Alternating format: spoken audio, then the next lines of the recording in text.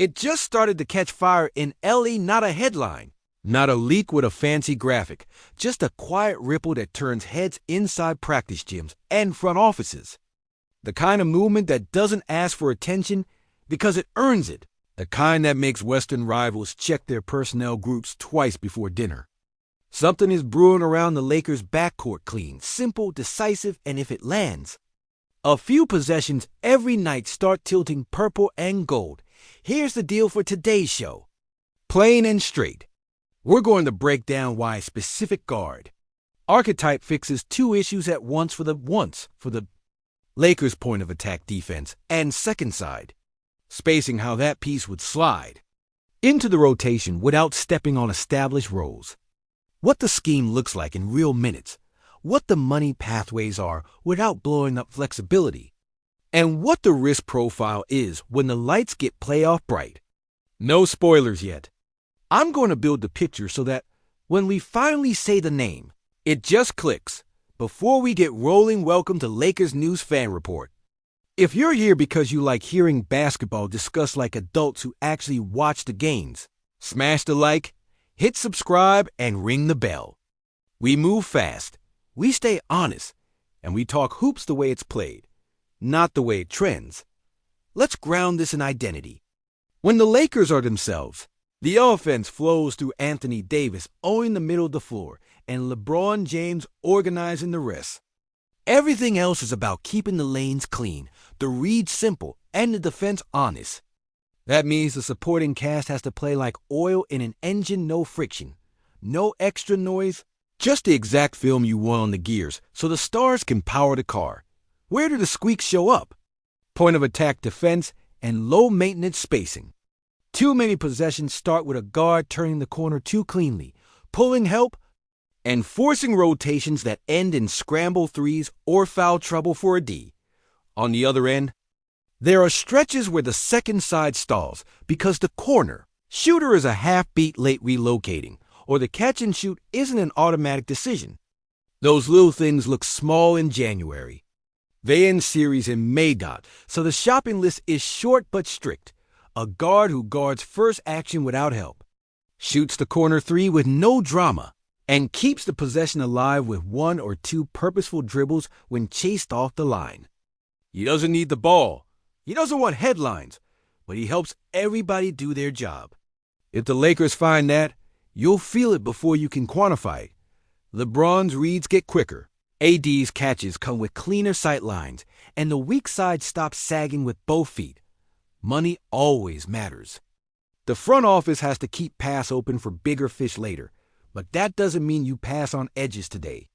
There are surgical ways to upgrade value contracts, movable deals, multi-team frameworks that swap needs and balance books. Championship teams don't wait for perfect.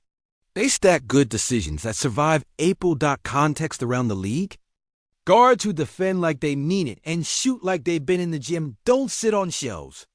When one of those names starts showing up in scout chatter, when clips from last season's tape keep circulating in coaches' chats, when people who normally speak in generalities suddenly get specific about staying attached and contesting late, you pay attention. That's not hype. That's pattern recognition. Tactically, the Lakers need a player who lets them stay in their shells. Rear view contests instead of hard tags, scram switches only when it's truly needed, and a weak side that can stunt and recover instead of committing both feet to the nail. On offense, it's even simpler. Be in the corner on time, shoot on time, cut on time. That's not glamorous, but it's how you build a +7 swing from the first quarter to the last 6 minutes. We're almost there. Add in one more layer, late clock competence. Too often, the second unit bleeds time and asks the star to bail it out.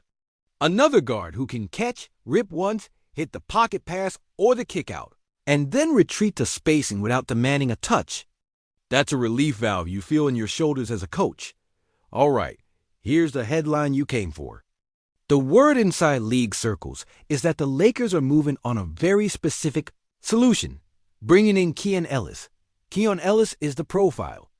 Tough at the point of attack, disciplined through screens, fast hands without cheap fouls, and a jumper that punishes disrespect. He doesn't need the ball to matter. He doesn't float through possessions. And he understands the rhythm of star-driven basketball. Be early to the spot. Be late to leave. Be loud on defense. Be quiet and deadly on offense. That's exactly the echo the Lakers want next to LeBron. And why does it fit this cleanly? Start with the defense. Ellis takes the first assignment and treats it like a job interview. He gets skinny at the level, rides hips without conceding the shoulder, contests late with a high hand, and does it without pulling an extra helper into the play. That keeps a D out of unnecessary fly-by contests and saves his legs for finishing possessions on the glass. It also lets the wings stay honest with 1 foot in, 1 foot out, instead of both feet in the paint and a prayer on the spray out. Offense is where the low-maintenance piece shines. Ellis lives in the corners and in the windows. Early offense? He sprints to flatten the tagger and present a clean target. Second side? He times the lift to above the break, so the kick-out is a straight line. Close out hot? 2 dribbles and a simple read slot cut if the lane is open. Kick to the weak side drift if it's not. He doesn't pound the air out of the ball. He respects it. Picture the actions you already know. Chicago action into a ghost screen with LeBron handling. Ellis lifting from the dunker to the weak side slot catch and fire. 3 on the board. Elbow delay to a D. Defense ball watches. Ellis 45 cuts for a layup or a paint touch that collapses the shell. Spain pick and roll with a D setting. Re-screening the screener. Ellis planet corner left stunt comes. He makes you pay. These are modest asks that produce premium shots. Rotations? In bench-leaning stretches, Ellis pairs with a secondary handler so he can take the hard cover while the offense stays simple. In closing time, he's the one you sub in when a matchup is cooking your guard. He doesn't need a play call. He needs a job description. Chase, talk, cut, shoot. Put him with Reeves, LeBron, Hachimura. And a D and you're talking about a 5 that checks size, skill, and switchability without sacrificing a single possession to confusion. Matchups in the West make the case. Against Denver, you need someone who can chase movement and pressure the ball without constantly calling for help. Ellis lives for that. Against the Wolves, he has to be physical on first contact, recover the shooters, and avoid biting on fakes. That's his wheelhouse. Against the Kings and Warriors, where pace and relocation threes punish slow feet, a guard like Ellis reduces the oxygen those offenses breathe. Small thing? Not when it pushes 2 or 3 late-game decisions your way. Let's talk human element. The Lakers aren't a star-collecting museum. They are a standards program. Ellis's reputation is that he works, listens, and competes. That's the stuff this locker room responds to. You walk in, you take the ugly assignments, you don't complain about touches, and you get dap from veterans who have seen every version of flash without substance. Culture is in quotes. It's daily choices. He fits that dot money mechanics and pathways matter. You can structure this kind of move without detonating flexibility. Value contract in. Manageable salary matching out, modest draft equity that doesn't handcuff you later. Or a multi-team configuration that gives every party a reason to say yes. The point is to respect tomorrow while improving today. That is the exact definition of a surgical front office win. There is risk always. Shooting variance is a thing. A hot 6 weeks can mislead anyone. Role translation is real. Not everyone who thrives guarding second units thrives chasing elite pacing in late April. The LA market is louder, the minutes are heavier, and the playoff whistle is tighter. You counter that by giving Ellis a crisp ask. Defend first action. Take the shot when it's your turn. Cut when your defender stares at the ball. Communicate coverages. Keep it simple. The production follows. If you want the analytics frame, think in terms of possession value. On defense, reduction in helper steps equals fewer scramble threes allowed equals better defensive rebounding position. On offense, a true corner spacer adds gravity you see on film. The tagger sticks 1 extra half step, the roll lane widens, the pocket pass arrives. and finishes without meeting the body at the restricted circle. That's not narrative. That's measurable. What about the current guards? This wouldn't push Reeves out of rhythm. It would actually free him to be more of a playmaker without taking the worst cover every night. It would let D'Angelo Russell absorb more on-ball reps when he's cooking without being hunted on every switch. It would allow lineups with Gabe Vincent to lean all the way into defense and tempo. Depth isn't just names. It's combinations that solve different problems without changing who you are. Coaching-wise, the staff gets buttons to push. You can start bigger against size and still close small when the game demands shooting. You can toggle between switch, drop, and show and recover because your point has the feet to survive all three. You trust your shells, you keep your closeouts short, and you turn leave ball steals into running chances with a D in the wings. That's how an edge move becomes a series move. Now let's be professional about the status. As of this moment, there is no official announcement. What we're describing is a live, plausible, and well-sourced exploration. Los Angeles targeting Keon. Ellis as a two-way guard who upgrades the perimeter without taxing the cap sheet beyond reason. Call it strong momentum, not a signed line.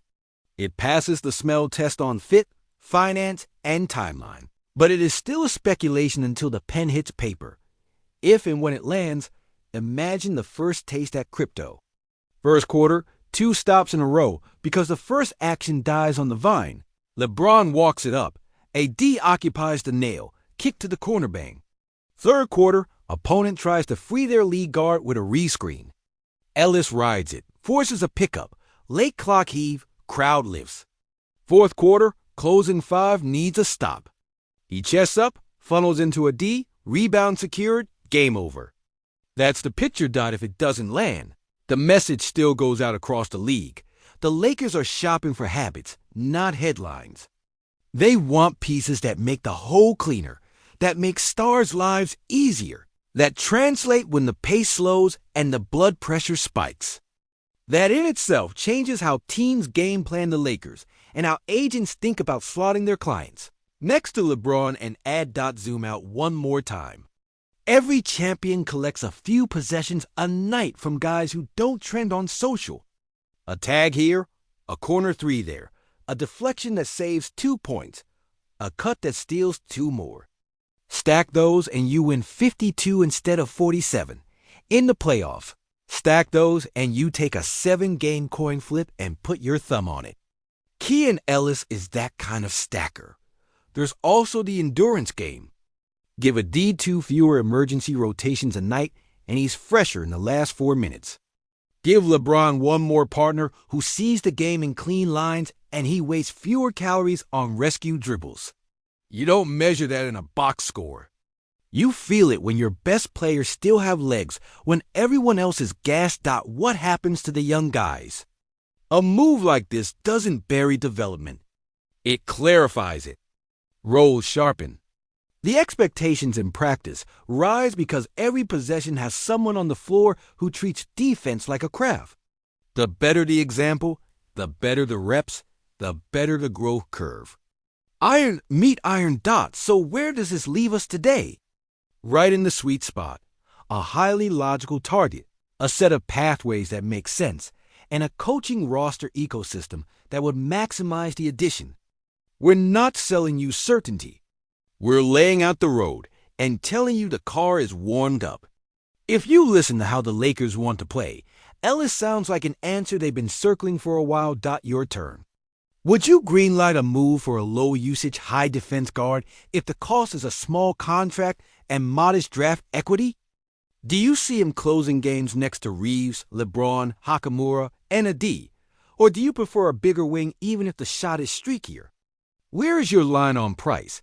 And which matchups do you care about solving first? Denver's pace, Minnesota's size, or Sacramento's off-ball chaos? Drop your take below. The best arguments always sharpen the room. My opinion? I'm in if the price stays sane and the roll is crystal. The fit checks out on film and on paper. The Lakers need a guard who defends first action without help and takes the open 3 without blinking. Keon Ellis is that profile, and it makes basketball sense to pursue him. But for now, this remains a speculation credible, logical, and very Lakers, but still a rumor until the team makes it official.